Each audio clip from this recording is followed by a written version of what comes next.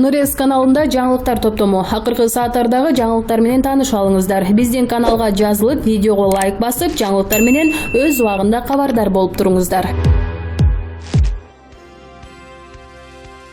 4 февралга карата Кытайдын саламаттыкты сактоо мамлекеттик комитети коронавирус менен жабыркагандар тууралуу маалымат таратты. Ага ылайык жалпы ооругандардын саны 24.324 кишиге жетсе, 490 адам көз жумду. Муну менен бир сутка аралыгында вирусту 3887 адам жуктуруп алышса, 65 киши каза болду. Алардын баары Хубей провинциясында катталды. Өлкөнүн ооруканаларында 185.555 жаран коронавирустун белгилери бар делип текшерүүдө өтүшүүдө. 892 киши эмдөөдөн кийин ооруканадан чыгарылганы маалымдалды. Өкмөт башчыга 4 вице-премьер ашыкча болуп калат. Бул тууралуу бүгүн 5 февралда депутат Бекешов жогорку кеңештин жыйынында билдирди. Жыйында вице-премьер кызмат ордуна Эркин Асрандиевдин талапкерлиги каралууда. Дастан Бекешовдун сизге 4 вице-премьер керекпи, көп эмеспи деген суроосуна өкмөт башчы иш көп, ашыкча эмес деп жооп берди.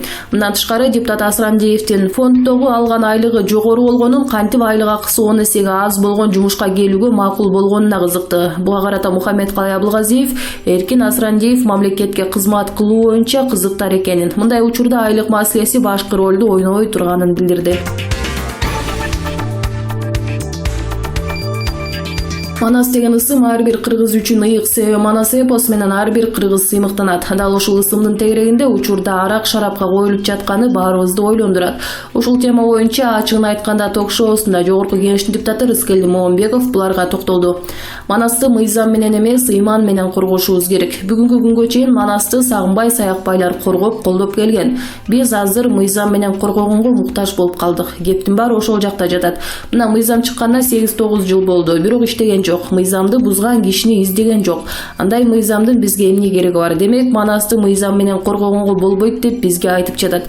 Негизи бул мыйзамда Манас эпосунун 3 жылдыгы жөнүндөгү сөз. Манас эметей сейтек. Анан ошол жердин ар бир пунктунда мыйзамда жазып жатат. Бул мыйзамдын негизги максаты Манас 3 жылдыгын өнүктүрүү, даңазалоо, колдоо жана коргоо. Алар манасчылар аркылуу ишке ашырылып жатат деп жатат. Мыйзам жазылды, бирок ишке ашпай жатат. Манас деген терминди өкмөттүн токтому аркылуу гана берилет. Өкмөттүн токтому жок, ресторанга, арака же шарапка же башка бир нерсеге марканын атын берип койсо, өкмөттүн токтомун бузду деп жоопко тартуу керек болчу. Азыркы учурда мыйзам кагаз түрүндө гана иштеп жатат. Бизге 2 аял алуу боюнча мыйзам барго. 7 жылдан бери бир да киши жоопко тартылбагандай.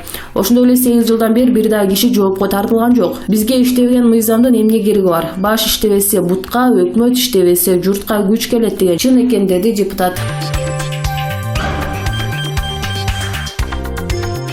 Чоң Алайда 16 жаштагы кызын турмушка берген ата-энеге сот чечим чыгарды. Бул тууралуу Ош облустук сотунун басма сөз кызматынан билдиришти.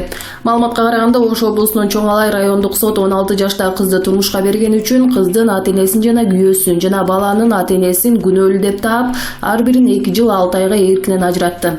Бирок ошол эле кодекстин 83-беренесинин талаптарынын негизинде соттолуучулардын ар бирине 1 жыл пробациялык көзөмөл дайындалды. Ал эми нике окуган молдонун каза болгондугуна байланыштуу ага кылмыш иши козголгон жок. Соттук отурумдун жүрүшүндө жабырлануучу өспүрүм кыз өзүнүн учурда күйөөсү менен сүйлөшүп жүрүп баш кошкондугун, аны никеге турууга эч ким зордобогондугун айткан. Ошондой эле бүгүнкү күндө жолдошу экөө балалуу болуп, чогуу жашап жатышкандыгын айтып, көрсөтмө берген деп айтылат маалыматта. Белгилей кетсек, жабырлануучу кыз 2002 жылы февраль айында туулган. Ал турмушка 2018 жылдын февраль айында чыккан. 2019 жылдын апрель айында Чүй облусунун Москва районуна караштуу Төрөт үйүнө барган. Ага ошол жерден Москва райондук ички иштер башкармалыгы иш козгогон.